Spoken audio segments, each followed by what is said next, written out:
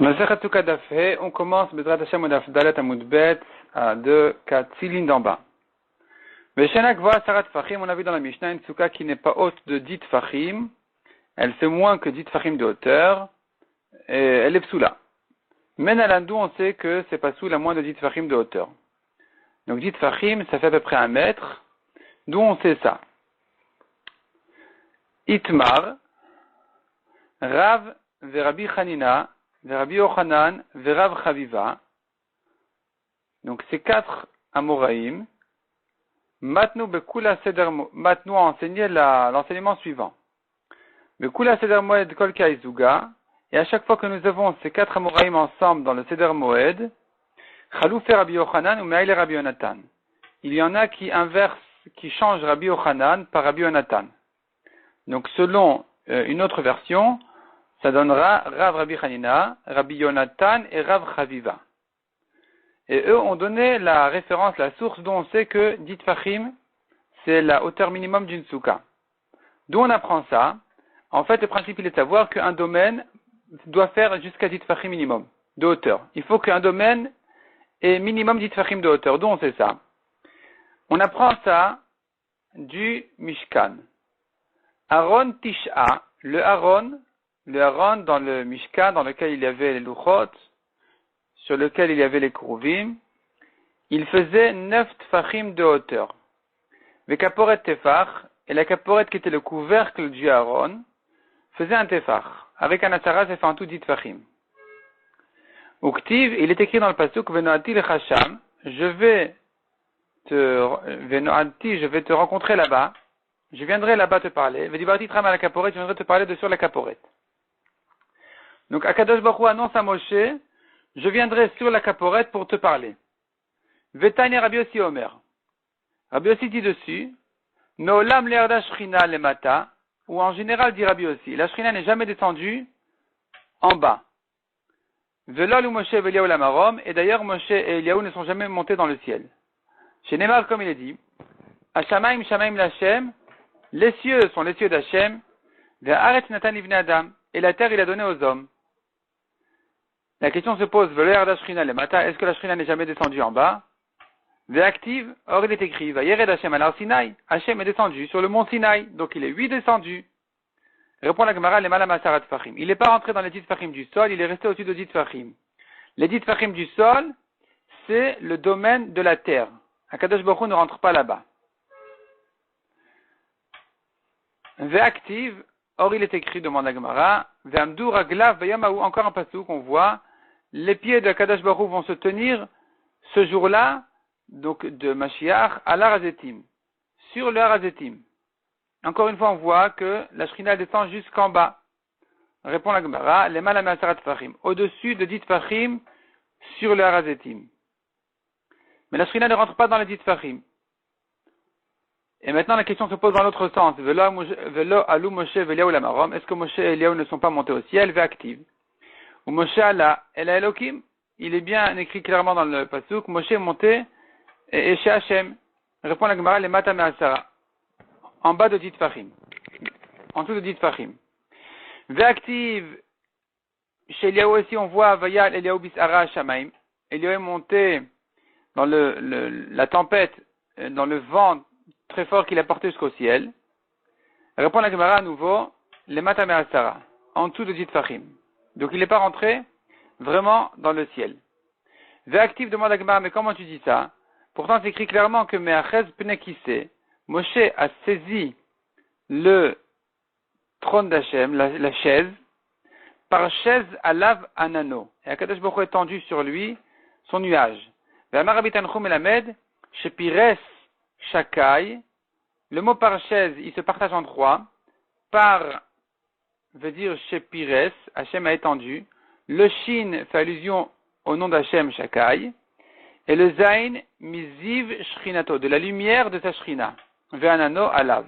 Et donc, et de son nuage aussi sur lui. Donc on voit que Moshe a pu saisir la chaise d'Hachem. Et donc il était dans le ciel.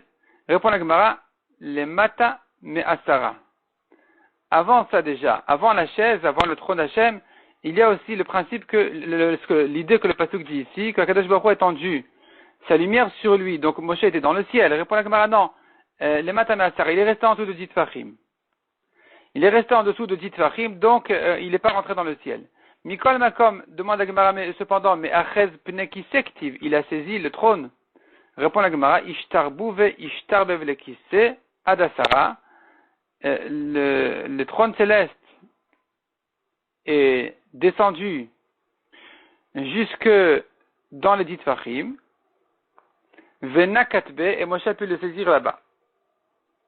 Donc ici on voit qu'un domaine c'est 10 Tfachim. Puisque le Aaron plus la Kaporet faisait 10 Tfachim, et que la Shrina était dessus, donc elle n'est pas rentrée dans les 10 Tfachim du sol. Et donc, puisqu'on sait que la Shrina ne descend pas en bas, donc tu vois que le en bas s'arrête à 10 Tfachim de hauteur. De là on apprend qu'une souka doit faire minimum 10 Tfachim de hauteur, qui est la mesure d'un domaine. Demande la Gemara Bishlam Aaron Tisha. On sait bien que le Aaron fait 9 Tfachim. Dirtiv, parce qu'il est écrit dans le Pasuk, Ve'asu Aaron Ateshitim. La Torah dit, ils feront un Aaron, une boîte, une caisse de bois, en bois. Amataim vachetzi orko, 2 amot et demi sa longueur, Vama vachetzi orbo, 1 ama et demi sa largeur, Vama vachetzi komato, 1 ama et demi sa hauteur. 1 ama c'est 6 Tfachim, et demi c'est encore 3, ça nous donne 9 Tfachim de hauteur. Et la Kaporet Tefach Menalan, mais d'où sait-on que le couvercle du Aaron qui s'appelle Kaporet faisait un Tefach d'épaisseur? De Tane Rabbi Chanina répond la Gemara, Kol hakelim shasa Moshe, natna ben Torah, midat orkan ou midat rochban. Donc Kol hakelim shasa Moshe, tous les ustensiles que Moshe a fait dans le Mishkan, la Torah nous a donné midat orkan et midat rochban, la longueur, la largeur, on connaît les mesures de chaque chose. Le Shulchan, il faisait 2 amot sur 1 ama, le Misbeach, 1 ama sur 1 ama, enfin le petit Misbeach, l'autre il faisait 5 sur 5. À chaque fois, la Torah nous donne les mesures précises. Umidat komatan et leur hauteur aussi, la mesure de leur hauteur. Kaporet, mais en ce qui concerne la kaporet qui est le couvercle du Aaron, midat orka, midat rochba, natna. La Torah nous a donné la taille de sa longueur, de sa largeur, parce que c'est le couvercle du Aaron, donc ça fait 2 amois et demi de longueur et 1 ama et demi de largeur, on sait bien. Mais midat komata lo natna, on ne connaît pas la hauteur de la kaporet. Combien ça doit faire l'épaisseur de la kaporet? Teulmad mi pachut shebekelim. Va et apprend du plus petit des objets qui se trouvait dans le Mishkan, et on dira que ça sera sûrement cette taille-là, cette mesure qu'il faut donner à la kaporet. Chez Neymar, comme il est dit, Ve'asit alo misgeret tofar saviv. La Torah dit, tu lui feras au shulchan, à la table, sur laquelle on pose les 12 pains du lechem apanim, tu lui feras à cette table-là, misgeret, un cadre d'un tefar tout autour. Ma lalan tefar, afkan tefar. De même que là-bas il s'agit d'un tefar, ici aussi c'est un tefar. Demande la Gemara, venelaf mikelim, gufayu. Pourquoi est-ce qu'on apprend du cadre du shulchan? On devrait apprendre des kelim eux-mêmes. Donc ça doit faire soit 1 ama, soit 2 amot, mais on n'a pas vu plus petit que ça normalement.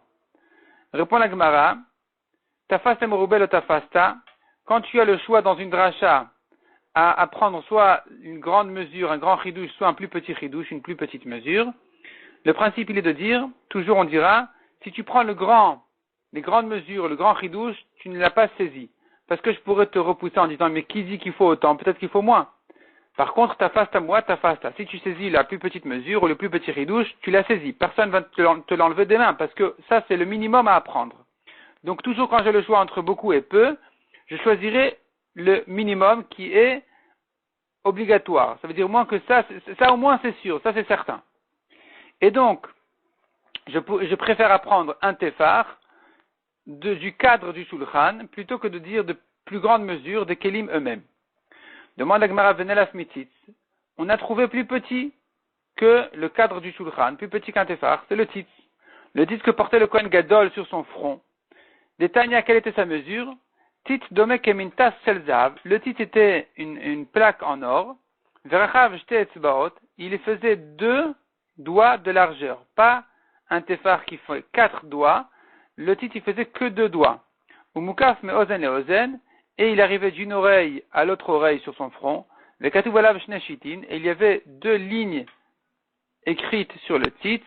Yod ke milemala, ve kodesh lamed milemata. Ça se lisait kodesh la Hashem. Et le nom d'Hashem est écrit en haut, et le kodesh la est écrit plus bas à côté. De manière à ce que ça puisse se lire Kodesh la Hashem en montant.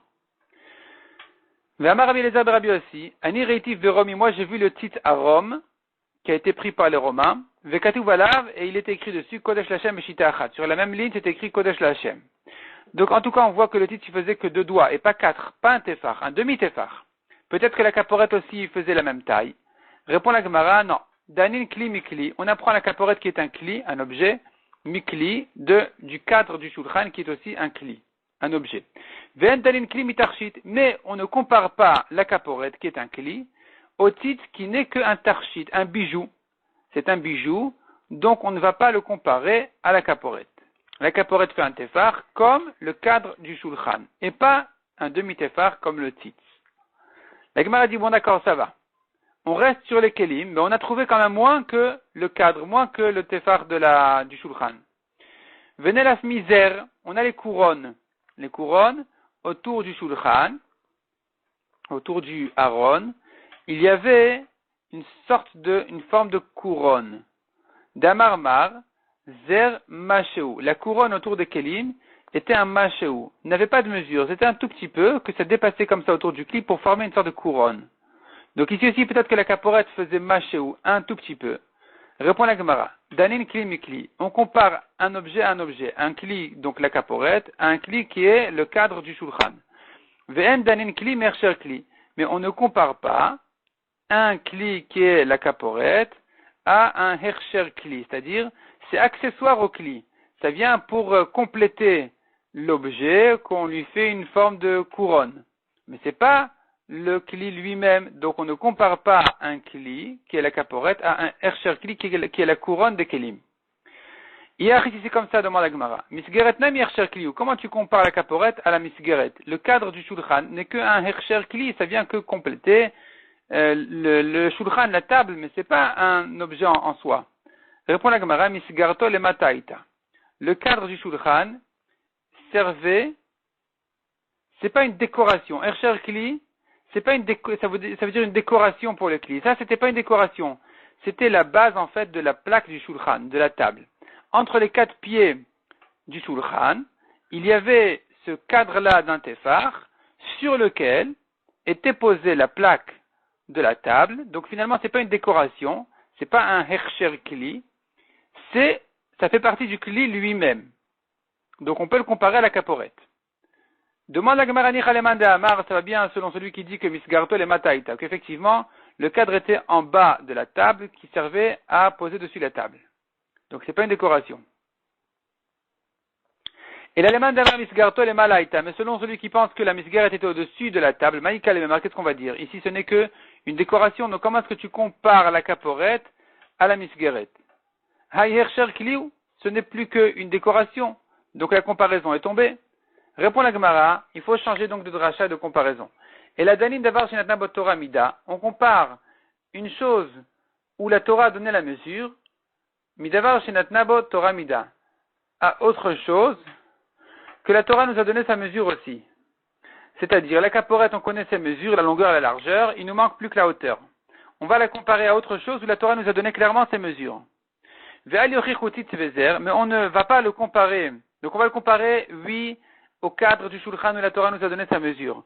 On ne va pas le comparer par contre au titre du Kohen Gadol, ni à la couronne, aux airs autour des kelim, chez l'onatna ben Torah mida klal, où là-bas la Torah ne nous a pas dit du tout la mesure, et donc on sait que c'est minimum de doigts, on sait que pour le titre, on sait que le zer, la couronne c'est un tout petit peu même moins que ça, mais la Torah n'a pas dit clairement sa mesure. Donc on n'a pas à se référer à cette référence-là. Ravuna Bar Meacha. Elle trouve maintenant, selon Ravuna, une nouvelle source complètement à cette halakha, dont on sait que la caporette fait un téphar. Pas parce qu'on la compare à la misgeret, au cadre du shulchan. On fait une autre dracha, parce que la Torah nous dit al pnei kaporet kedma. Quand on parlait du Kohen Gadol à Kippour qui asperge dans le Kodesh HaKodashim du sang, du par et du saïr, du Torah du bouc, c'est écrit là-bas al pnei kaporet kedma. Il asperge sur la face de la caporette à l'est. Ve'en panim prutim pachot mitefach. La face fait minimum un tefach. Comme un homme. Un homme, son visage fait minimum un tefach. Un bébé, minimum un tefach. Et donc, ici aussi, puisque ça s'appelle pne, ça doit faire minimum un tefar, comme les panim d'un homme, le visage d'un homme. Demande à Gemara, Vema Keapé, peut-être que non, c'est comme la tête, la face des bar yuchni, on tourne la page. Bar yuchni, c'est un oiseau très très grand, immense, et donc sa face fait beaucoup plus qu'un tefar. Répond la Gemara, tafasta merubel tafasta. Si tu veux saisir une grande mesure de dracha, tu ne l'as pas saisi, parce que qui t'a dit qu'il faut autant? Tafasta moi, tafasta, mais si tu prends le minimum, au moins ça t'y est sûr. Ça c'est sûr que tu l'as saisi, donc on va rester sur le minimum d'un tefar et pas plus que ça. Demande la Gemara, on a trouvé plus petit qu'un tefar. Vema kapet tiparta, des utartuva. Peut-être que c'est la face d'un petit oiseau qui est très petit, qui fait beaucoup moins qu'un tefar. Ça fait combien? Quelques 2-3 centimètres, combien ça fait déjà? Amar Avacha Bar Yaakov, répond la Gemara. Ravuna pne gamar. Ravuna en fait il fait une xerashava du mot pne. Ktiv acha el pne kaporet. À propos de la kaporet, c'est écrit pne kaporet, la face de la kaporet. Ou ktivatam il est écrit ailleurs, mais et pne Yitzhak aviv. Yaakov est ressorti devant Yitzhak son père, c'est écrit pne Yitzhak aviv, la face d'Yitzhak son père. Donc on voit ici que le mot pne, en général, est utilisé pour la face d'un homme. Donc ici aussi on dira, pas comme la face d'un oiseau, mais comme la face d'un homme qui fait minimum un tefar. Demande à Gemara, mais qui t'a dit de comparer à la face d'un homme? Venelaf mi panim shel mala. On pourrait le comparer à la face d'Hachem. Dirtiv comme il est écrit, Kirot pne Elokim vatir tseni. Yaakov, en rencontrant son frère Esav, il a dit, ah, c'est vraiment, c'est magnifique. C'est comme, ça me rappelle que j'ai vu la face Elokim. Elokim, en fait, c'est le malach que Yaakov avait rencontré. Et donc, la face ici de Elokim, elle est beaucoup plus grande qu'un tefar. Répond la Gemara. Vatir teni, ça veut dire tu m'as voulu. Donc en tout cas, ici on voit que pne Elokim, le mot pne peut être adapté même à une mesure qui est bien plus grande que la face d'un homme. Répond la Gemara, ta face merubel ta fasta. Si tu saisis une grande mesure, tu ne l'as pas saisie. Moite, ta face à moi, ta fasta. Si tu saisis une petite mesure, tu l'as saisie, c'est bon. Tu es tranquille, au moins tu es sûr que ça c'est certain. Donc finalement on reste avec la caporette d'un tefar et pas plus que ça. La Gemara demande, Venelas mikrouv, on pourrait apprendre peut-être que la caporette, il est écrit pene dessus, elle devrait faire peut-être la taille d'un krouv. Les krouv qui sont les formes de bébés qu'il y avait sur le haron. Et où est-ce qu'on voit que ça s'appelle pnei?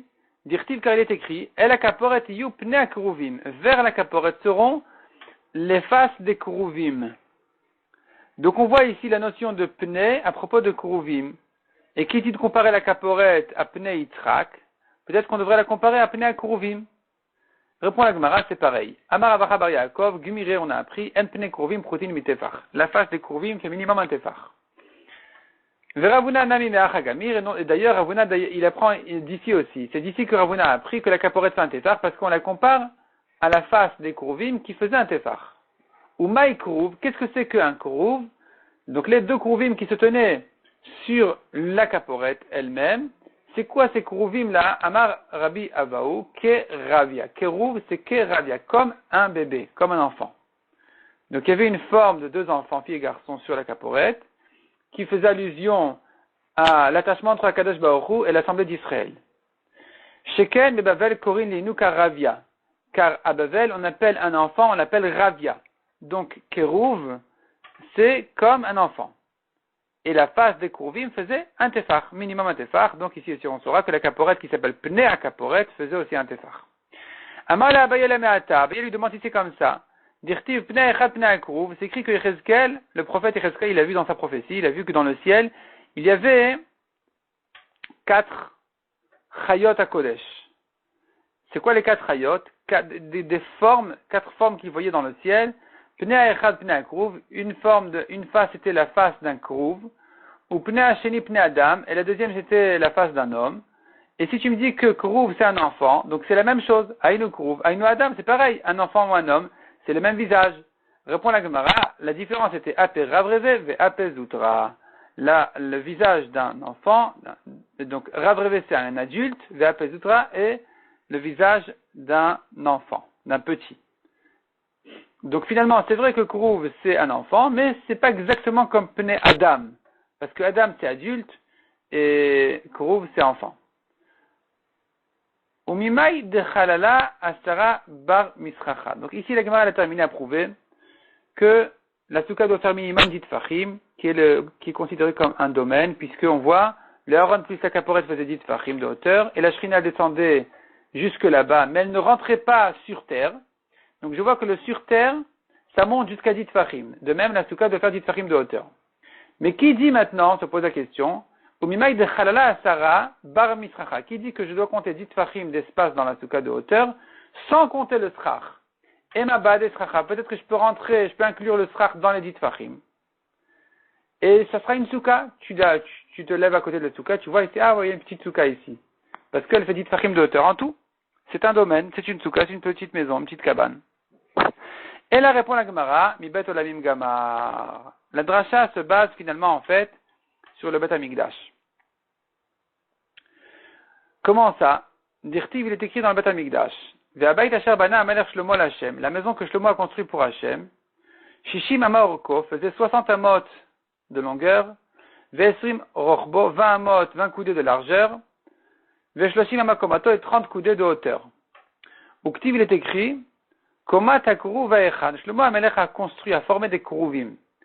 Ce ne sont pas les kruvim qui étaient sur le Aaron, c'était des très grands kruvim qui étaient posés par terre sur le sol du Kodesh HaKodashim et qui faisaient combien de hauteur? Komat hakruv va'echad eser ba'ama. La hauteur d'un kruv faisait 10 amot.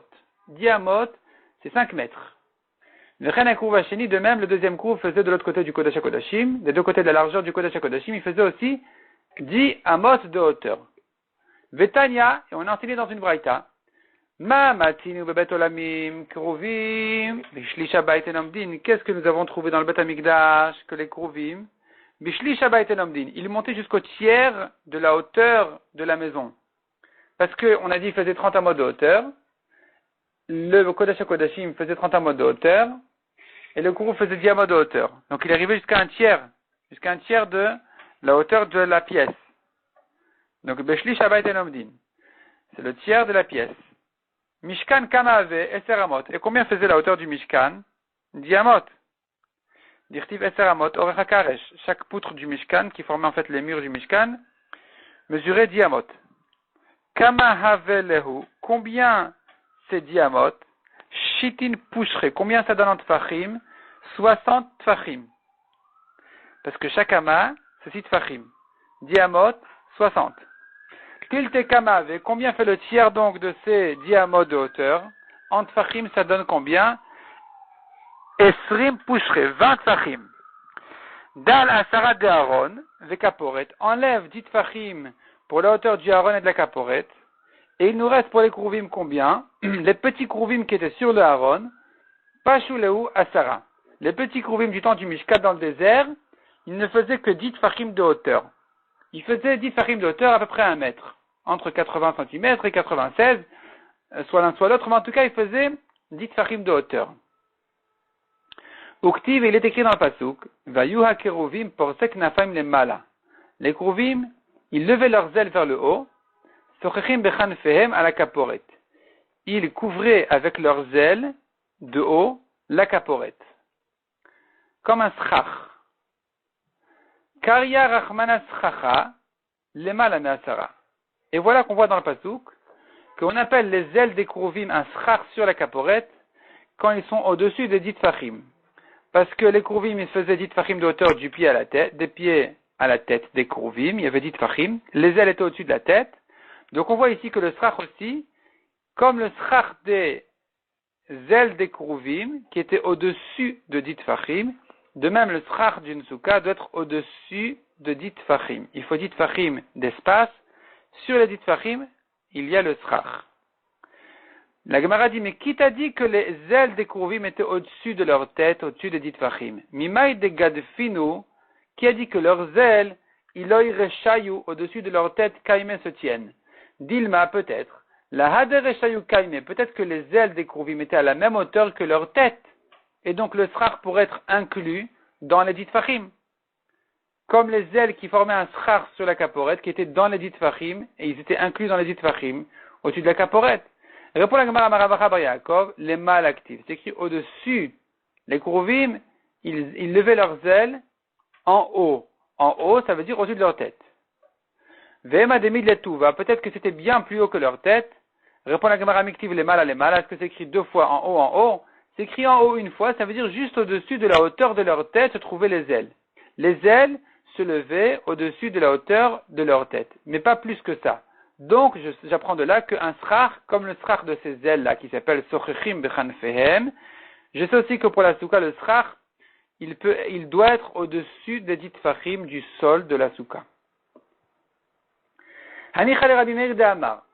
Tout ce calcul et ce raisonnement, il va bien selon Rabbi Meir qui a dit Kol ha'amot hayu benoniot, que toutes les amot, toutes les coudées de la Torah sont des amot moyennes qui font chacune 6 tfachim, et donc tout notre calcul, il est bon.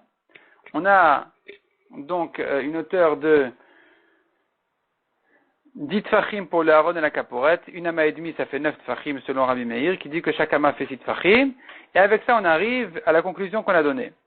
Que donc il y a 10 tfachim pour le Aaron et la Kaporet, et encore 10 tfachim pour les Kruvim, qui arrivent au tiers de la hauteur du Mishkan qui faisait 60 tfachim. Le tiers, on a dit, ça fait 20. Donc j'ai 10 tfachim pour le Aaron, 10 tfachim pour les Kruvim, et voilà que j'arrive donc à 10 tfachim de Souka. Et là, le Rabbi Yehuda de Amar, mais selon Rabbi Yehuda qui a dit, Ama shel binyan, shishat tfachim. Quand on parle d'une ama de construction, c'est 6 tfachim. Donc les murs du Mishkan, qui faisaient 10 amot de hauteur, c'est 10 amot fois 6 tfachim, 60 tfachim de hauteur. Veshel kelim, chamisha. Mais une ama de kelim, comme le Aaron, c'est 5 tfachim. Donc quand je dis le Aaron, il fait une ama et demi de hauteur, c'est 7 et demi. Plus la caporette, 8 et demi. Et donc de 8 et demi tfachim jusqu'à 20 tfachim qui sont le tiers de la hauteur de la pièce, j'ai plus que 10 tfachim. Maïk alemar, qu'est-ce qu'on va dire selon Rabbi Yehuda? Et la Gemara s'explique, elle répète le calcul. Aaron ve caporette kama veleo, combien font de hauteur le Aaron et la caporette ensemble? Tmania ou palga, 8 et demi. Pashu lehu, combien il me reste pour arriver au tiers de la hauteur de la pièce qui fait 20 tfachim? Il me manque depuis 8 et demi jusqu'à 20 tfachim. Chatzere ou palga, 11 et demi. Et ma souka, ad dehavia chatzere ou palga, peut-être que d'après Rabbi Yehuda, la souka, selon ce calcul, à cette référence, elle devrait faire 11 tfachim et demi, et pas 10 tfachim. Parce que on apprend des ailes des kruvim qui s'appellent schach, sochechim bechanfem, ils forment un schach sur la caporette. Et on avait dit ils étaient à 10 tfachim de hauteur de la caporette parce que c'est ça la hauteur des kruvim. Mais selon Rabbi Yehuda, c'est faux. Selon Rabbi Yehuda, les kruvim faisaient 11,5 tfachim de hauteur pour arriver au tiers de la hauteur de la pièce. Et donc finalement, ça nous change les mesures de la souka aussi. Répond la Gemara tout simplement. Elle a les Rabbi Yehuda, il cheta gmirela. Rabbi Yehuda ne trouve pas de référence dans la Torah. C'est une halakha le Moshe Misinaï. C'est une halakha qui a été dite par cœur à Moshe, à Sinaï, comme quoi la mesure d'une souka, c'est dit Fahim, ne discute pas dessus. C'est comme ça, point.